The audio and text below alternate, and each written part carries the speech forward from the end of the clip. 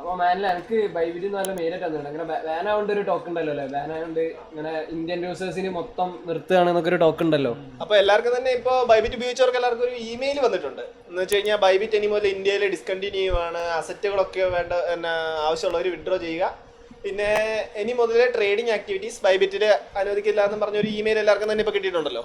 അതെ അതെ വന്നിട്ടുണ്ടായിരുന്നു. ഇമെയിൽ വന്ന ഒരു ഒഫീഷ്യൽ ആയിട്ട് ഒരു അനൗൺസ്മെന്റ് പോലെ സാധനമൊക്കെ ഇറക്കിയിട്ടൊക്കെ ഉണ്ടായിരുന്നു. അപ്പോൾ ഇനി മുതൽ ബൈബിറ്റ് ഇന്ത്യയിൽ ഇനി ആർക്കും ട്രേഡ് ചെയ്യാൻ കഴിയില്ല, ആർക്കിലൊക്കെ അസറ്റ് ഉണ്ടെങ്കിൽ എടുത്തോ. അപ്പൊ ഇപ്പൊ അവര് പറയണ വെച്ചാൽ വിഡ്രോ മാത്രമേ ചെയ്യാൻ പറ്റുള്ളൂ എന്ന് പറയണേ. ബൈബിറ്റിൽ ആക്ച്വലി ആദ്യ ബാനാണ്. ബൈബിറ്റ് മാത്രമല്ല എല്ലാ എക്സ്ചേഞ്ച് ഓൾമോസ്റ്റ് ബാൻഡാണ്. ബിക്കോസ് ഒന്നും പ്ലേ സ്റ്റോറിലൊന്നും ഇല്ല ആക്ച്വലി സത്യം പറഞ്ഞാൽ. പിന്നെ നമുക്ക് എ പി കെ ഡൗൺലോഡ് ചെയ്യാൻ യൂസ് ചെയ്യാൻ പറ്റുന്ന ഒരു പ്രിവിലേജ് ഉണ്ടായിരുന്നു ഇതുവരെ. പക്ഷെ ഇപ്പം എന്താ വെച്ചാൽ എ പി കെ ഉണ്ട്, യൂസ് ചെയ്യാം. പക്ഷെ ഇപ്പോൾ ബൈബിറ്റിൽ ആക്ച്വലി സെക്കൻഡ് ബാൻ നടന്നുണ്ട്. ലൈക്ക് ഇന്ത്യൻ യൂസേഴ്സിന് പറ്റില്ല. ലൈക്ക് ഓരോ KYC നോ യൂസർ സംഭവം, നോ യുവർ കസ്റ്റമർ എന്താണെന്ന് വെച്ചാൽ ഇന്ത്യൻ ഏരിയ ഒന്നും പറ്റില്ല. നമ്മള് ഇത് ചെയ്യുമ്പോൾ ഒരു ID കാർഡ് കൊടുക്കില്ല, അത് ഇന്ത്യൻ പറ്റില്ല, ഇന്ത്യക്കാർക്ക് ചെയ്യാൻ പറ്റില്ല, ഇന്ത്യക്കാർക്ക് പറ്റില്ല.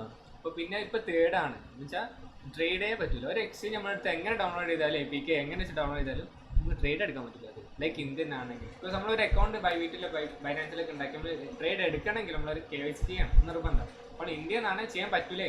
ഓൾറെഡി എക്സിസ്റ്റിംഗ് യൂസേഴ്സിന് പറ്റുകയും ഇതുവരെ. അപ്പോൾ അതിൽ ട്രേഡും പറ്റില്ല.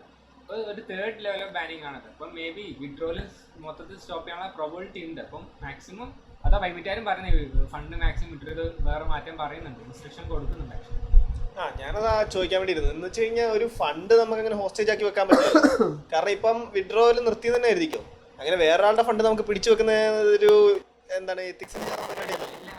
പക്ഷേ ഓരോ സൈഡിൽ നിന്ന് ലൈക്ക് ഒരു എക്സ്ചേഞ്ചും നമ്മുടെ ഒരു ഗവൺമെന്റിലുള്ള ഒരു ക്ലാഷ് ആണല്ലോ. അപ്പോൾ ഇത് കുറേ ഡേയ്സും മന്ത്സും ആയിട്ട് നടന്ന ക്ലാഷാണ്. കുറേ നേരമായി. ലൈക്ക് ബൈബിറ്റ് പ്ലേ സ്റ്റോർ എന്നെങ്കിലും ഇവർ എത്ര കാലമായി ആലോചിച്ചത്.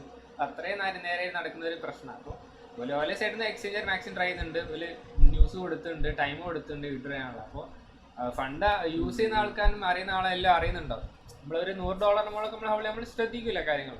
അപ്പോൾ അവർ വിഡ്രോ ചെയ്യാനുള്ള ടൈം ഉണ്ട്. അപ്പോൾ മേ ബി ഇത്രയും നടന്ന സ്ഥിതിക്ക് മേ മൊത്തത്തിലൊരു ബൈബിറ്റ് ബാൻ ഈസ് പോസിബിൾ. അപ്പോൾ ഞാൻ പറഞ്ഞു വരുന്നത് എന്താ വെച്ച് കഴിഞ്ഞാൽ എന്തായാലും അവർ ഗവൺമെന്റിനെതിരെ പോവാണ്. അവർ ഗവൺമെന്റിന്റെ പോളിസീസ് അംഗീകരിക്കാൻ താല്പര്യപ്പെടുന്നില്ല, അല്ലെങ്കിൽ ഇപ്പോൾ കസ്റ്റമേഴ്സിന്റെ പേഴ്സണൽ ഡീറ്റെയിൽസ് പുറത്തുവിടാൻ താല്പര്യം. ബൈനാൻസ് എനിക്ക് ബാൻ ആയില്ലായിരുന്നു. പക്ഷേ ബൈനാൻസ് ബാൻ ആയ സ്ഥിതിക്ക് പിന്നെ ഒരു റിട്ടേൺ വന്ന മാതിരി ഒരു ന്യൂസെല്ലാം കേൾക്കുന്നുണ്ട്. ലൈക്ക് ഗവൺമെന്റിന്റെ ഒരു പോളിസി ടൈപ്പ് ചെയ്ത് വന്നിട്ട് പ്ലേ സ്റ്റോറിൽ വന്നത് ബൈനാൻസ് തിരിച്ചു വന്നിട്ടുണ്ടെന്ന്. അപ്പോൾ ഒരു റെഗുലേഷൻ ഫോളോ ചെയ്ത് തിരിച്ചു വന്നിട്ടുണ്ട്. കുക്കോയിന് പിന്നെ ഓൾറെഡി ബൈനാൻസ് ഇന്ത്യനായിട്ട് റിലവർ ചെയ്ത ഒരു എക്സ്ചേഞ്ച്, 2 എക്സ്ചേഞ്ച് ഇതുവരെ ചെയ്തില്ലായിരുന്നു. ആക്ച്വലി എന്താണ് ബൈബിറ്റ് അല്ല ഇവര് ബൈനാൻസുകാർക്ക് എന്തെങ്കിലും പ്രശ്നം സത്യം പറഞ്ഞ ഇന്ത്യ ഗവൺമെന്റ് എന്ത് ഡീറ്റെയിൽസ് കൊടുക്കില്ല. മൊത്തത്തിൽ ക്രിപ്റ്റോ എന്ന് വെച്ചാൽ എന്താ അനോണിമസ് ഫണ്ട് എത്ര ഹോൾഡ് ചെയ്യുന്ന ടാക്സിന് ഗവൺമെന്റിന് ട്രാക്ക് ചെയ്യാനൊന്നും പറ്റില്ല. നമുക്ക് അവോയ്ഡ് ചെയ്യുന്ന ബൈപാസ് ചെയ്യുന്ന ഒരു സിസ്റ്റം ആണല്ലോ. അപ്പോൾ ഇന്ത്യൻ ഗവൺമെന്റിന് അതിന്റെ യൂസേഴ്സിനെ അറിയണം, എത്ര ഹോൾഡ് ചെയ്യുന്ന ഡീറ്റെയിൽസ് കൊടുക്കണം.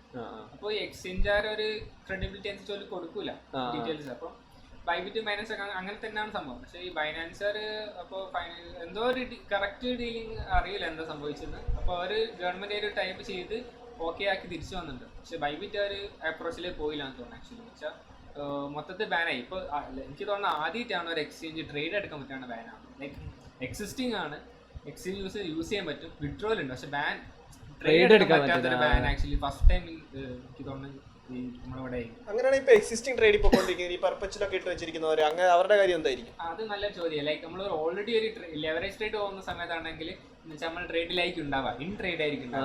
അപ്പോൾ ഫോർ എക്സാമ്പിൾ അടുത്ത് ബൈബിറ്റ് ഒരു ബോണസ് എല്ലാം കൊടുത്ത ടൈം ഉണ്ടായിരുന്നു. ലൈക്ക് ഒരു ഡോക്സ് നമ്മൾ ടെലിഗ്രാം ബോട്ട് ചെയ്ത സമയത്ത് ഒരു കോമ്പൻസേഷൻ പോലെ ലേറ്റ് ആയ കാരണം കുറേ നഷ്ടം വന്നു. അപ്പോൾ അവർക്കെല്ലാം ബോണസ് കൊടുക്കുന്നുണ്ട്.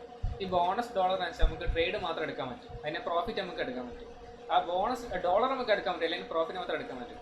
അപ്പോൾ അത് ഒരു 2 വീക്കിൻ്റെ ടൈമിൽ യൂസ് ചെയ്യാൻ പറ്റുമായിരിക്കും. ഒരു റൂൾ അതാ, 2 വീക്കിന് ശേഷം അത് എക്സ്പയർ ആവും. പക്ഷേ ബോണസ് നമ്മൾ ട്രേഡ് എടുത്ത സമയത്ത് ഇൻ ട്രേഡുള്ള ബോണസ് ക്യാൻസൽ ആയില്ല. ലൈക്ക് ഇൻ ട്രേഡിലുള്ള ബോണസ് 2 വീക്കിന് ശേഷം അവിടെ എക്സിസ്റ്റ് നിന്നുണ്ട്.